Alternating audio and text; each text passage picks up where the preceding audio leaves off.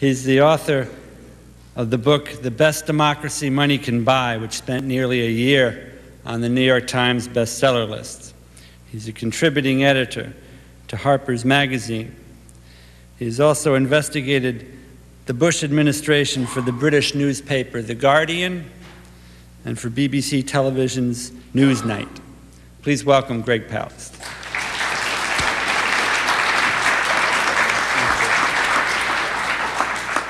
Okay. Thanks, Dennis and Melville House, for having us all here. And I'm sure you all witnessed the oath of office yesterday and the Kerry lip-syncing along. I'm thinking, what if?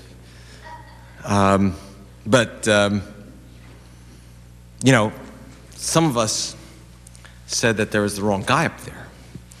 You know, that there are, and I gotta warn you, there are cranks and kooks and crazy people out on the internet who think that if you counted the votes, Kerry won the elections. I know, because I wrote an article, Kerry won, right after the election in TomPay.com, following up on 2 investigations I did for Harper's. And this was investigated, by the way, by the American mainstream press. I know we ran a report on election manipulation on BBC. New York Times sent me a note. In fact, I got it here. They did an investigation. And they said, they had 2 questions for me. They said, 1, are you a sore loser? Second, question 2, this is from Scott Shane of their Washington bureau. Question 2, are you a conspiracy nut? Which, you know, if you've seen me on Politically Incorrect or these other shows, you know that I'm always called a conspiracy nut, which gets a big laugh from the conspirators. And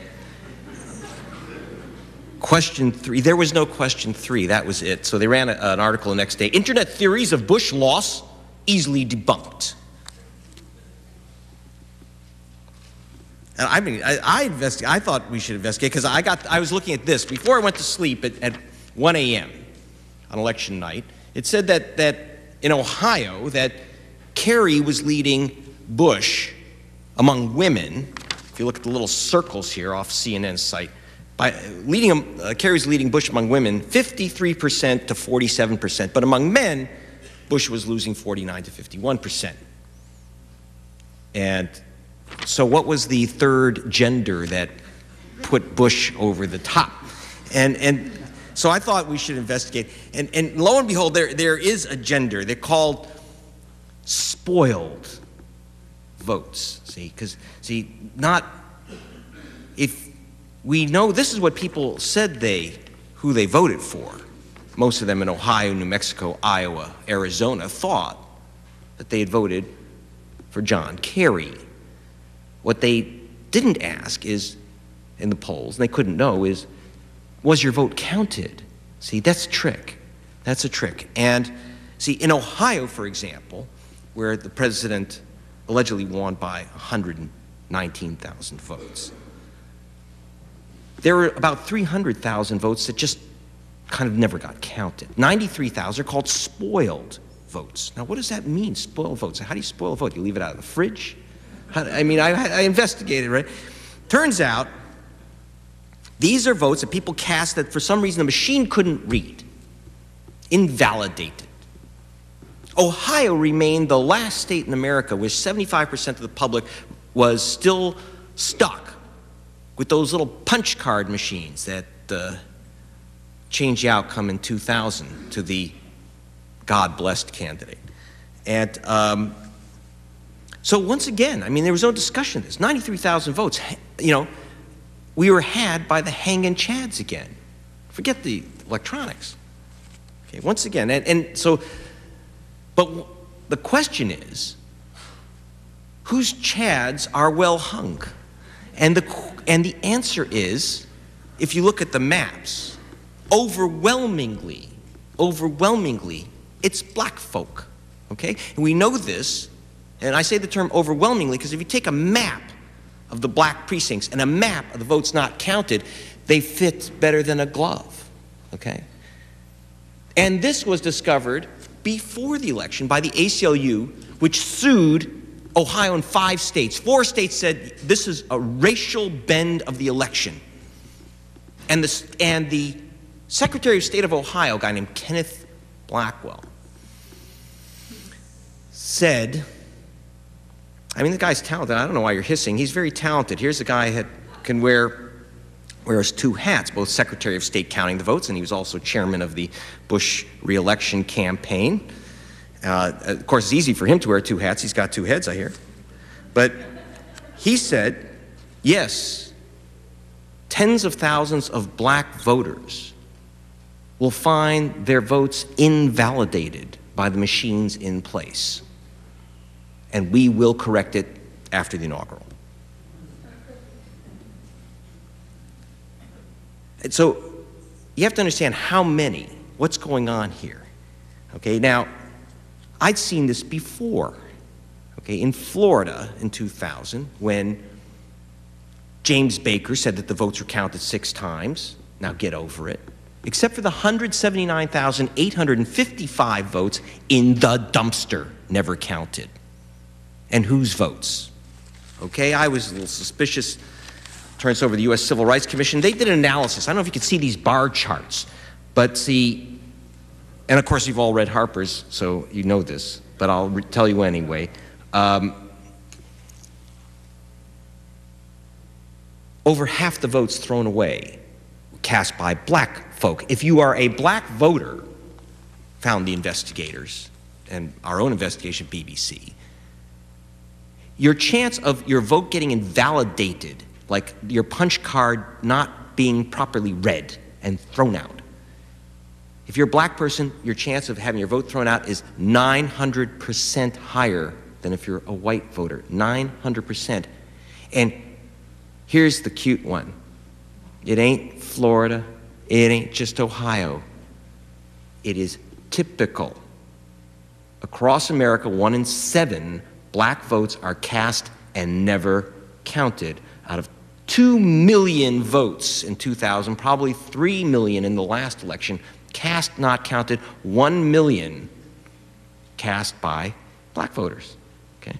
So we have an apartheid voting system in America. Now that's only one type of spoils. The other, there's something new that happened in the last election that we have to look out for. See, because one thing we talk about, what should we do? Let me tell you what we shouldn't do.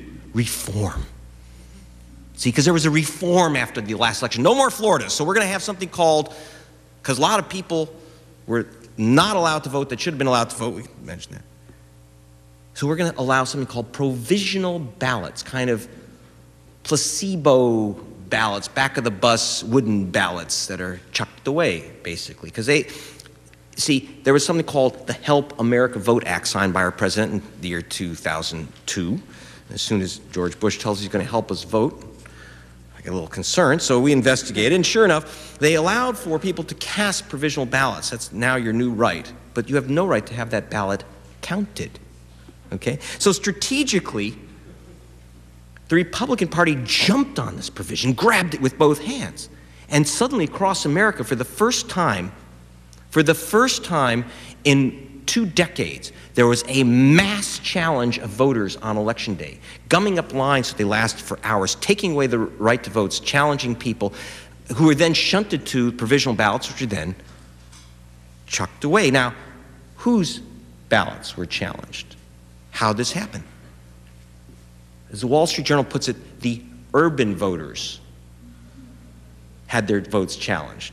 Urban, okay? We know what color urban is, right? But how did that happen? How did all these urban dark voters get challenged? Well, it couldn't be some type of like criminal conspiracy organized by the research director of the Republican Party and the state party chairman, could it? I wouldn't think such a thing until this came through the computers files into our computers for BBC. Something called caging lists. We ended up with probably about 50,000 names just from Florida. These were lists of voters passed to the research director of the RNC in Washington from the state party chairman, lists of voters and their addresses. Fascinating. What it was is a challenge list, a caging list. And one thing that's interesting about it, I just brought a couple pages. If you look down the list, see, every one of these names, every one is from a black majority precinct, except for a couple precincts. I don't want to be unfair, a couple of Palm Beach nursing home precincts of Jewish voters. Now, what made this list interesting? See, we took it to the Republican Party and said, what is this? See, because what this is not evidence of not just, see, racial profiling like this to prepare to challenge voters, even if there's a basis, and there was no basis, these were just black voters that they were going to challenge. See, it's a federal crime. See, this is evidence of what appears to be a federal crime, which is profiling black voters for challenge. Now, so the Republican Party was very concerned because, see, they're not just being caught committing a criminal conspiracy on a nationwide basis to violate federal law, but they're recidivists. See, in 1992,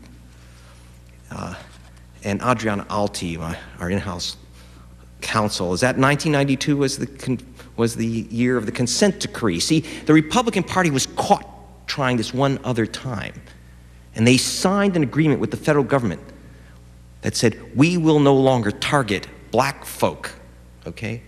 So this is a repeat offender, except that there's a difference. See, that they now get to name the police chiefs in the Justice Department, right? So they had these lists, okay? So we went to them and they said, you're not like challenging hundreds of thousands of black voters nationwide, coordinate from the top, are you? Oh, no, you misunderstand. These are lists of our donors. And we pointed out several of the men's shelters, said you got a lot of Bush Cheney pioneers in there. Oh, no, we made a mistake.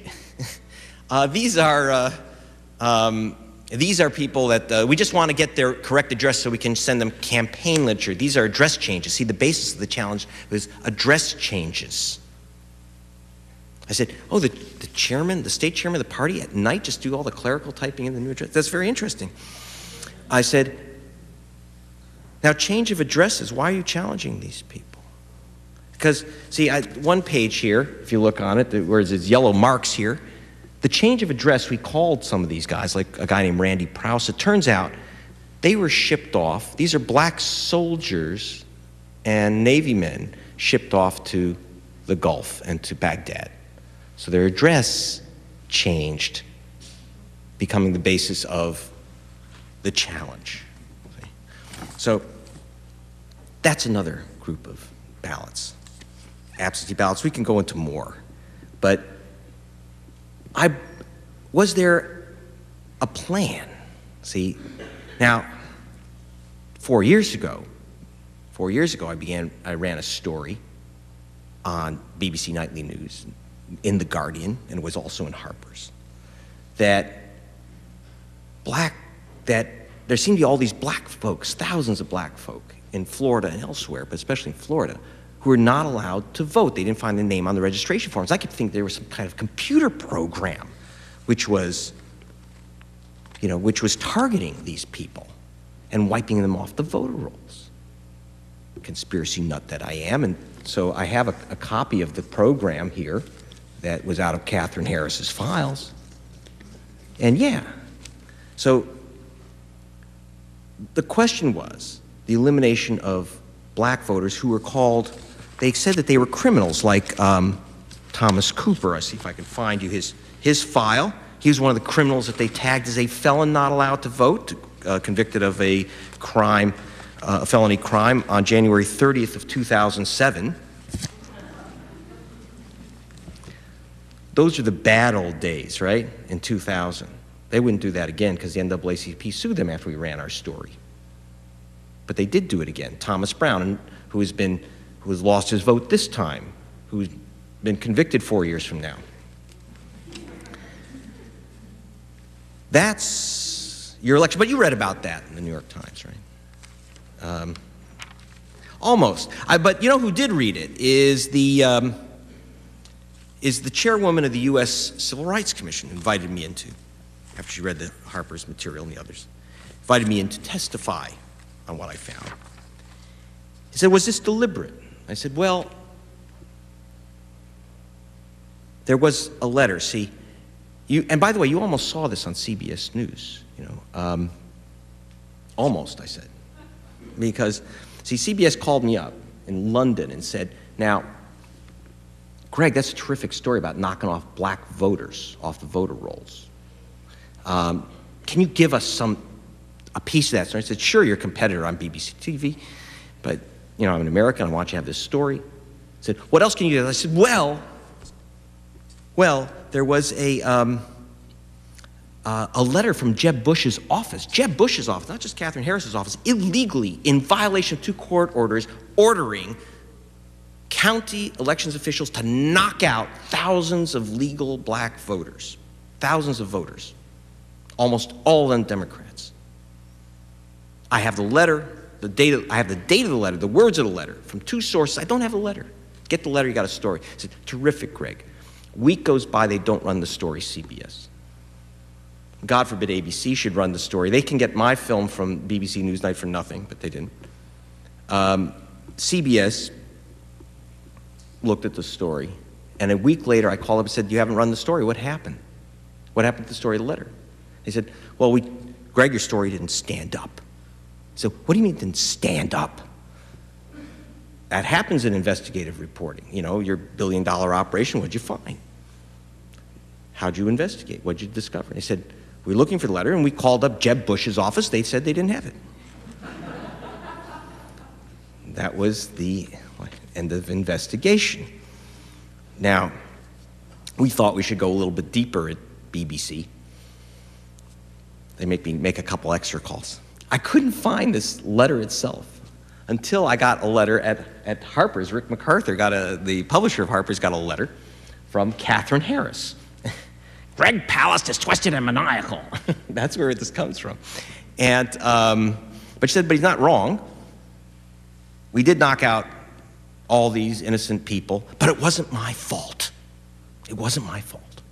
It was the legislature and the attorney general, and I got a letter from the governor. A letter from the governor. So I called up her office, and I didn't say it's Mr. Twisted and Maniacal. I said, the Secretary of State has sent me a note saying that she got a letter from the governor regarding removing voters just before the elections. I believe that, I was told, see, the letter was dated September 18th, 2000, 6 weeks before the election. Could you look in her files and see if she has that letter? Because I'm sure she wants me to see it. And sure, 10 minutes later in my fax machine, there it is. Thanks, Rick. And it's, now, you almost saw that on CBS. And by the way, the U.S. Civil Rights Commission then called me, and I testified. And the U.S. Civil Rights Commission then, with that evidence and others, voted to open a criminal investigation of the Jeb Bush administration. And you read that, right? Actually, it was front page news in Germany and Brazil and England. Really. But I think American newspapers knew better because, see, the consequence, that was July 15th when that vote was taken to open a criminal investigation of the Jeb Bush administration on the illegal removal of black voters from voter rolls. But under the U.S. law, the investigation had to be conducted by John Ashcroft. And I just called a couple weeks ago, and Mr. Ashcroft hadn't gotten around to it. But what they did get around to was removing the chairwoman of the U.S. Civil Rights Commission. See? So they knew it was happening. Now, you almost saw this story, by the way, on 60 Minutes, because there was once in a while, they're snuck in there. There was a courageous producer named Mary Mapes who was working on that story. But she made a mistake because she was working on another story I'd done about our president's war record, you know. Because I was very interested in this guy when he landed on the deck of the Abraham Lincoln. He's got those parachute clips around his gonads, walking around like the first chimp in space. And I'm wondering how, and talking about his time in the Air Guard as a fighter pilot, and BBC wanted me to investigate this because we wanted to know how this guy could have become the Top Gun, the Tom Cruise of the Texas Air Guard, when he had a score of 25 on his aptitude test out of 100. I mean, the chimp got 26. So how did that happen? Could there be maybe a political fix? Okay. Now, a year before I read the story, I first broke this story in '99 in The Guardian, but we did a film, Bush Family Fortunes, for British television in 2003. And we had, among other people, Lieutenant Colonel Bill Burkett, the guy who's been now scapegoated by CBS. So I was very interested in this story. So we ran the story on BBC television about how a fix was made by the former Speaker of the House, then later Lieutenant Governor Ben Barnes, who at the request of Daddy Bush, people working with Bush, contacted Texas Air Guard, James Rose, the general there, to get little George out of Vietnam and into the cockpit, okay? So we ran that story on BBC. A year later, 60 Minutes runs the story, okay? But what happened between our story and theirs? Now, we constantly ask the White House, do you have any evidence? Can you respond to this fix, the accusation we're making? Go right ahead. We'll give you plenty of airtime. No response. CBS runs the story, and they were loaded for bear. And what happened, there was an investigation done by CBS of its own story, And they said, CBS said, the panel, what they call their independent panel includes Dickie Thornburg. You remember, does anyone know who this Dick is? He was the guy that made his career as the Attorney General working for Bush Sr. His entire career is based on his service for Bush Sr., and he's investigating whether Bush Sr. put in the fix for his son, which is CBS's idea of independent panel. I shouldn't say CBS, because CBS, that little cyclops eyeball that you see, is really just a pimple on the fat behind of an operation called Viacom, okay? And CBS said, quote, the panel, independent panel, found Mapes and Dan Rather ignored info on the story. She set out to report that President Bush had received special treatment 30 years ago, getting to the Air Guard ahead of many other applicants. They withdrew the story. They were ashamed. This woman's career is ruined. Dan Rather's forced into retirement. Well, the evidence that the fix wasn't in, Mr. Moonves, who's president of CBS, Now, one other person that may have had some influence in this, I want someone to tell me who said this. You do not get a free copy of the book, but you get my respect. Who said the election of a Republican administration is a better deal because the Republican administration stood for many things we believe in. I do believe a Republican administration is better for media companies than a Democratic administration. Sumner Redstone, who is the ringleader of this conspiracy called Viacom. So I want to make it, because I'm very interested in this supposed evidence that Viacom has that our president wasn't a gutless, draft-dodging coward. I'm not accusing, I just want to see their evidence that he wasn't. If they have this evidence, I am offering, I'll be at Sundance next week, I'll present it to him, I'm offering Mr. Redstone a check for $100,000 if Mr. Redstone can produce the evidence that George Bush did not get into the Air Guard through a fix, okay? Now,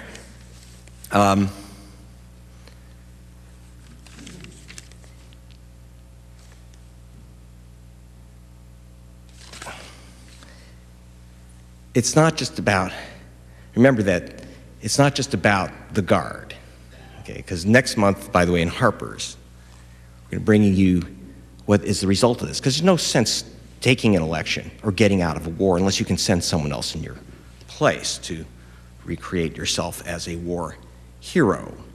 So that, you know, there are a lot of people I know, and I believe a couple in this room, who think that we went to Iraq for the oil. Now, I'm not that type of cynical person. Until I got this document just before we invaded, which was the confidential plan for redoing Iraq after we arrived. This is the first invasion in which the invading army already had rewritten the conquered nation's copyright laws. Okay, this is in this document that they had, and including, by the way, Rick will be very interested in this, is that including a plan that they had pre-filled out the application for the World Trade Organization in the State Department for Iraq to join the brave new world. And then you get to page 73, where they get down to what they want. And page 73 has something interesting. It calls for the privatization of, quote, all state assets, including and especially those in the oil and supporting industries. Okay, so that was the war plan, which, by the way, not many people realize it was originally called, and BBC, if you look at Bush Family Fortune on BBC Film, you will see the announcement by the White House of the original invasion plan, which is called Operation Iraqi Liberation, OIL. Just can't get it. And then Karl Rove immediately ran out and said, no, OIF, Operation Iraqi Freedom, OIF. But here it is, and we, you know, people say, well, that's just a sentence in the document. So then for next month in Harper's, you'll see, this is part of it, 323 pages of the details of the division of the oil in Iraq. And so I'll just leave you with this thought, okay? From our president, if you remember March 17th of 2003, when he gave his speech, you know, get out of town, Saddam, the high noon speech before we went in. And he said he wanted to talk to the Iraqi people. Do you remember that? Which I found fascinating because I guess, especially because Dick Cheney didn't tell our president that Iraqis speak Arabic. But I was still interested in what he had to say to the Iraqi people they want to speak to. And he said, I thought he was going to say, you know, don't kill our kids because they're coming in to liberate you. Instead, he said, look at the camera, he said, do not destroy oil wells. That was his first statement. But he also said something else that I agree with. He said, do not fight for a dying regime. It is not worth your life. Thank you.